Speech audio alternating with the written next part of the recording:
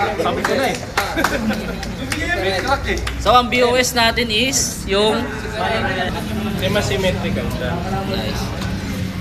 So ang ating king of regular Base sa points, mas konti yung point nito. Yan yung king. So ang king natin is yung at ayun nga no, sinundo na nga ako ni Michael Aljon Eliazar aka Betang Kuyo nun sa bahay at maaga kami umalis pero honestly late na kami sa aming pupuntahan dahil mag-aayos na kami sa grotto para sa darating na newbie beta show ng Betacon Express 2026. So hindi ko na pinakita rito guys kung paano namin inakyat nila Jeffrey Bulalakaw ang mga gamit. Yan, pinapakita ko na lang dito kung paano ako maglinis dahil napakadumi na itong venue natin. Napakaraming dumi. So yun, nag-refill ako ng mga tanks dito sa CR pero ayun, aso naman, malinis naman at maganda naman ang quality ng tubig nila rito sa grotto. Kaya yun, at sinubukan ko ng mag-igib. At dito naman, syempre, ini-explain ko yung paano ba ang mga pag-games namin, paano ba ang mechanics yan. At ito nga isang player natin, mga newbie, ay sumubok, nag-try at dito nga sa mga practice niya is nanalo siya. Kaya lang, practice pa lang ngayon, na-shoot. Kaya lang, hindi pa bayad, so hindi siya counted. Kaya yun, nung tinesting niya na or sinubukan niya na is wala siya nakuha. So naging masaya naman yung nangyaring event at mga activity. So mga in-explain ko na rin kung ano ba yung mga laro pa. At dito nga so mga 12 pass na. Yan, inaantay na lang namin isang judge dito at naka-ready na lahat ng tanks nila. Nakapag-entry na sila at inaayos na ng mga members natin na kakategorize na. So in-explain ko sa kanila itong magiging show namin is parang magiging all out tutorial or yun nga, naging seminar nga para sa kanila. At di ko nga in-expect na magiging ganun ang show namin. Maraming salamat kay RMGB or si Mark Benitez, ang head judge na nagtiyaga magturo sa amin, lalo na sa mga newbie, kung paano ang mga fault at paano ba ang mga diskarte sa pagpili o pag-select ng mga isasaling beta fish sa mga show. So ito yung mga iba naming mga sample na palaro. Yan, ang dami dyan, may drop coin. Ito yung mga team or mga tumulong sa amin. Maraming salamat, lalo na sa aking asawa. Yan, kumain na sila dyan at pagod na. Ang mga sumuporta sa grotto, siya si Pishgala, at sa lahat ng newbie na natuto at talagang nag-participate sa show na dumating. Yan, talagang sulit ang kanilang pag-entry sa tingin ko. Umaga pa lang is nag-uusap na kami at masaya naman sila sa naging patimpalak natin or show dahil yun nga, big opportunity to para sa kanila na makapag-participate sa mga local show o itong mini show dahil yun nga, bihira talaga dito sa San Jose del Monte magpa-show. Yan, at yun, magandang rin ma-explore nila ang beta keeping. So pakita natin mamaya yung mga judging system at ito yung mga best of show at yung king of AOC. Kasi masisira. Ayan, maayos na ulit.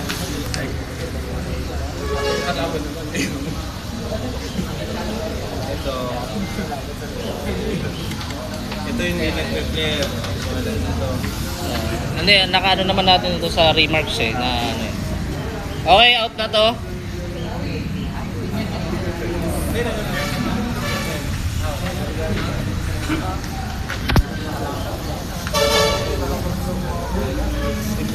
So base sa poll, ito mas konti yung poll nitong dalawa. Sila yung Folded. Okay. Op. Jude, okay na, nakuha na. Nakuha na eh. Yung dilaw, ano ba hanap mo? Ano ba Junior. King yung So ang natitira is marking at koi iridescent. Ang pinaka-fault nito is may itim siya sa katawan, kasi hindi siya 50-50. Diba? Ito naman, Okay na, apat lang yun, extended Junior. race. Oh. Etong mga to, ano to? Regular. Regular sila. Base sa points, mas konti yung point nito. Yan yung king. So ang king natin is yung iridescent koi na junior. Oh, palakpakan naman. Hindi ba junior to? Hindi. Ano sila maglalaban sila? Regular. Hindi kailangan na rin nito. Base sa puntusan, ang pinakamalalapit sa kategory nila itong tatlo. Ito, okay din to. Although hindi nakakalat yung iridescent niya. So ito, So ang tutulak natin, baka malaglag ha. Dahan-dahan. paalala ko lang ha, ito, kanina, Helmet dapat. na helmet, di nag-helmet. Okay. Ito, hindi kumalat. No? Sige, pasuyo naman to. Ito, hindi rin nabuo yung helmet, plus may itim sa katawan. Oo. Ito, may Kulang sa- tapos may kalawang. Oo. Ito, hindi, tanggalin mo na rin. Tanay sa katawan. Ito yung may itim sa katawan. Pero Solid body. dapat. Solid body dapat to. Oo, pero may itim sa katawan. So ito yung malalapit na, kumbaga, yung mga bolt nila, minus 9 na lang. Top 2, top 2. Top 2. Pareho sila, ulo. Diba? Pareho silang ulo. So, ang problema dito, hindi pantay yung again, symmetry. Yung kabilang side niya, mapping lahat, yung kabila may pocket. Oo. Ito, hindi naman nagbuo yung puting-puti lahat, yung buong Sa katawan. iridescent niya. Pero, parehos yung kabilang side, symmetrical. Symmetrical.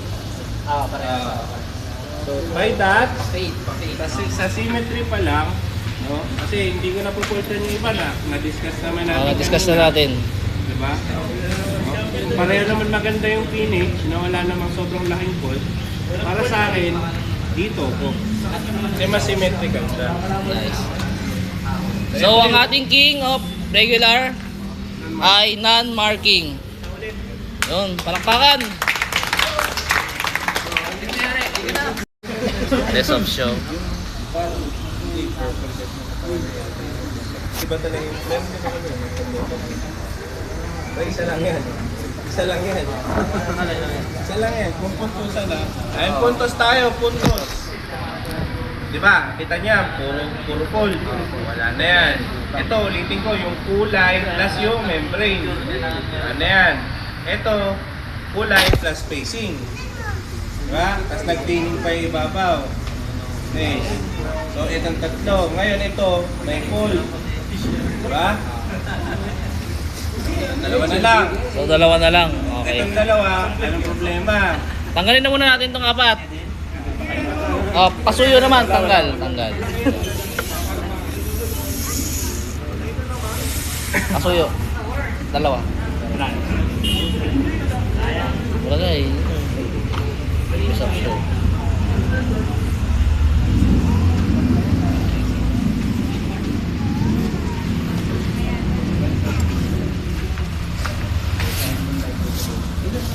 Ano yung nakikita nyo kaagad? Dalawa. Napansin nyo dyan sa dalawa. Yun pa lang. Alam mo na kagad kung sino BOS kung napansin nyo. Hindi, yung- Yan, nakailang ulit tayo ngayong araw. Yung ano, sagutin nyo, ano yung tanong niya? Ano daw yung napansin nyo sa dalawa? Ano yung... Ayun. Ayun, ano. Alin? Hindi na. Nagpe-player. Hindi, ano pa? Yung pinaka-importante sa playering. Yung gills. Hindi nagbubuka yung gills.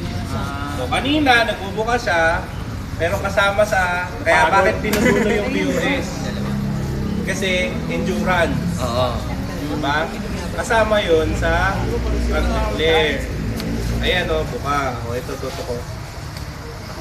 Tatakpan ko para papatak.